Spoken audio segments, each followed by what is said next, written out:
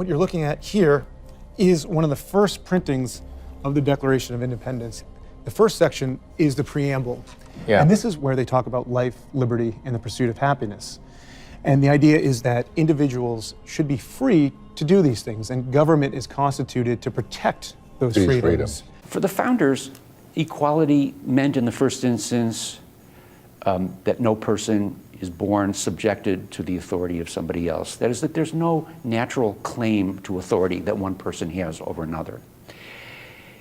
That was the first or primary meaning as in the Declaration of Independence. Behind that affirmation of equal political authority, if you will, lay the idea that human beings are equal rights possessors, that they possess rights, that they have equal rights, and that they are equal rights possessors.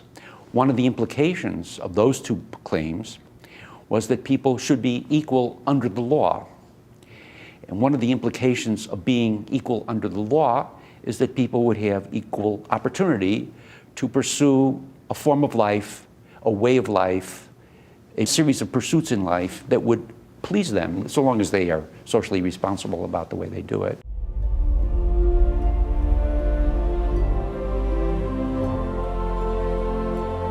Thomas Jefferson's writing is absolutely magnificent.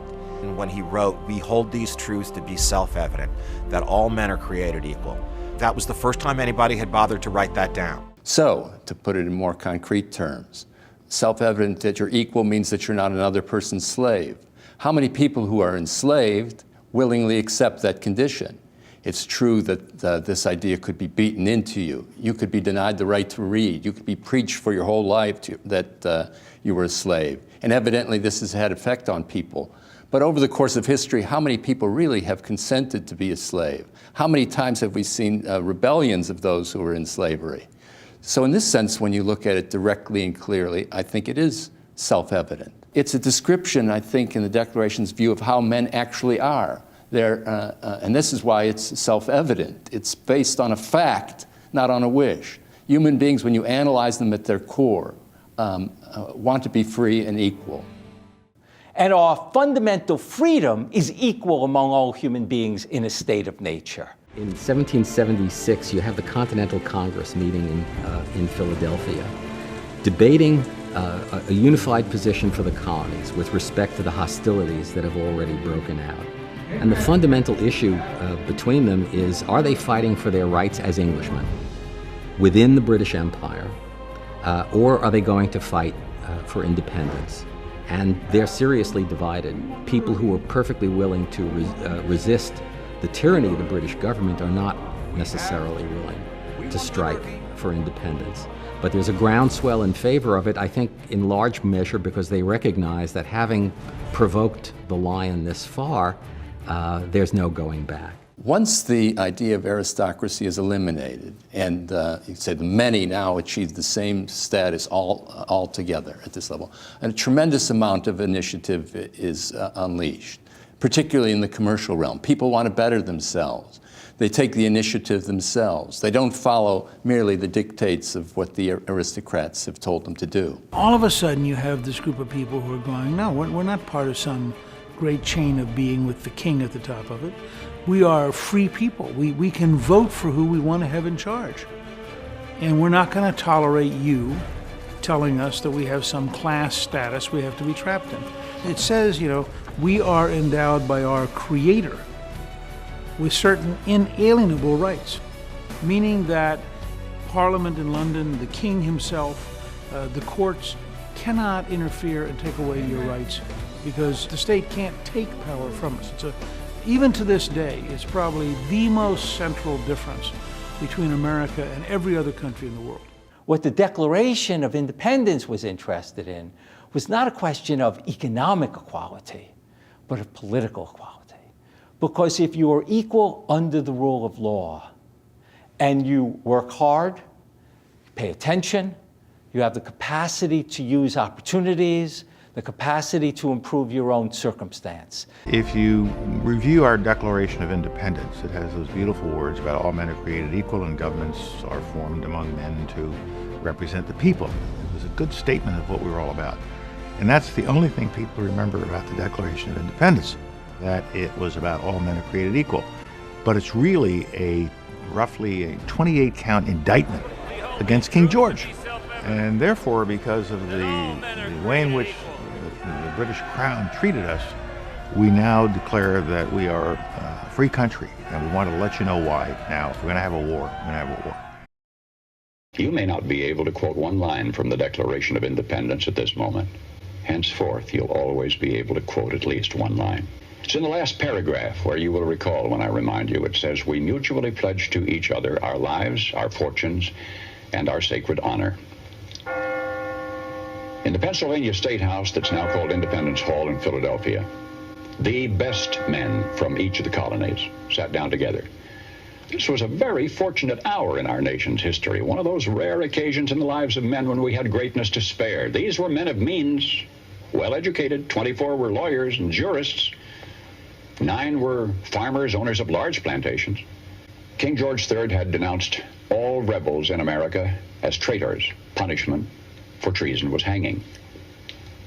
The names now so familiar to you from the several signatures on that Declaration of Independence, the names were kept secret for 6 months, for each knew the full meaning of that magnificent last paragraph in which his signature pledged his life, his fortune, and his sacred honor. 56 men placed their names beneath that pledge. 56 men knew when they signed that they were risking everything. They knew if they won this fight, the best they could expect would be years of hardship in a struggling nation. And if they lost, they'd face a hangman's rope. But they signed the pledge. And here is the documented fate of that gallant 56. Carter Braxton of Virginia, wealthy planter, trader, saw his ships swept from the seas. To pay his debts, he lost his home and all of his properties and died in rags. Thomas Lynch Jr., who signed that pledge, was a third-generation rice grower, aristocrat, large plantation owner. After he signed, his health failed. His wife and he set out for France to regain his failing health. Their ship never got to France, was never heard from again. Thomas McKean of Delaware was so harassed by the enemy that he was forced to move his family 5 times in 5 months.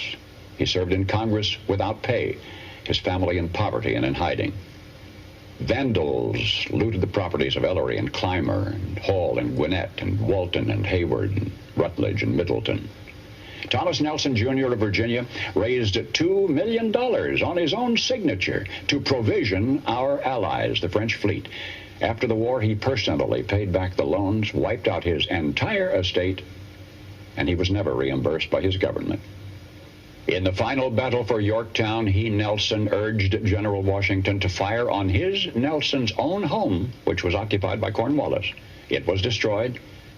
Thomas Nelson Jr. had pledged his life, his fortune, and his sacred honor. The Hessians seized the home of Francis Hopkinson of New Jersey. Francis Lewis had his home and everything destroyed, his wife imprisoned. She died within a few months.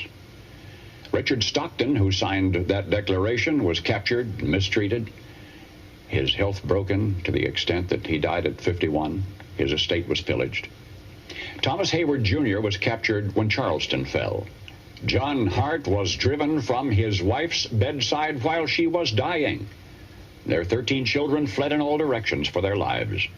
His fields and grist mill were laid waste. For more than a year, he lived in forests and caves and returned home after the war to find his wife dead, his children gone, his properties gone, and he died a few weeks later of exhaustion and a broken heart. Lewis Morris saw his land destroyed, his family scattered. Philip Livingston died within a few months from the hardships of the war. John Hancock, history remembers best due to a quirk of fate rather than anything he stood for. That great sweeping signature attesting to his vanity towers over the others. One of the wealthiest men in New England. And yet he stood outside Boston one terrible night of the war. And he said, "Burn Boston, though it makes John Hancock a beggar, if the public good requires it." So he too lived up to the pledge. Of the 56, few were long to survive. 5 were captured by the British and tortured before they died. 12 had their homes from Rhode Island to Charleston sacked, looted, occupied by the enemy, or burned. 2 lost their sons in the Army. 1 had 2 sons captured. 9 of the 56 died in the war from its hardships or from its more merciful bullets. I don't know what impression you had of the men who met that summer in Philadelphia. But I think it's important that we remember this about them. They were not poor men. They were not wild-eyed pirates. These were men of means. They were rich men, most of them, and had enjoyed much ease and luxury in their personal living. Not hungry men, certainly not terrorists, not irresponsible malcontents, not fanatical incendiaries. These men were prosperous men, wealthy landowners. They were substantially secure in their prosperity. They had everything to lose. But they considered liberty, and this is as much as I shall say of it. They had learned that liberty is so much more important than security, that they pledged their lives, their fortunes, and their sacred honor. And they fulfilled their pledge. They paid the price, and freedom was born.